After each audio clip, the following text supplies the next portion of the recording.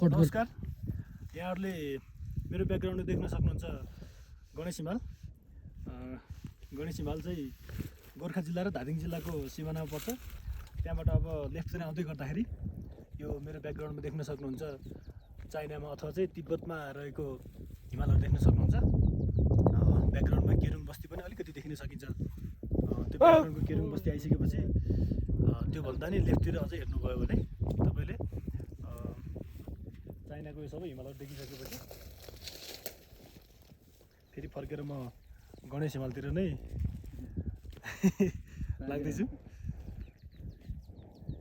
यो भइसकेपछि अब तपाईँहरूले फेरि म तपाईँहरूलाई यो मेरो ब्याकग्राउन्डतिर के छ भन्ने कुरा एक्सप्लेन गर्दै जानेछु। अहिले ठ्याक्कै तपाईँले मेरो ब्याकग्राउन्डमा देख्न सक्नुहुने हिमालहरू चाहिँ तिब्बतको हिमालहरू भए पनि अब त्यहाँबाट फेरि मेरो लेफ्टतिर अब हेर्नुभयो भने अथवा चाहिँ यतापट्टिको हिमाल चाहिँ यो लाङटाङ हिमाल हो। लाङटाङ हिमालको उचाइ चाहिँ 7200 समथिङ मिटर इलिभेसन छ।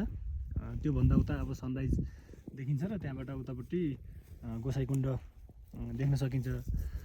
त्यो देखिसकेपछि मैले यहाँ अहिले याकहरू देखिरहेको छु। यो तल दुईवटा यहाँ याकहरू पनि छ। यति नै हो, धन्यवाद।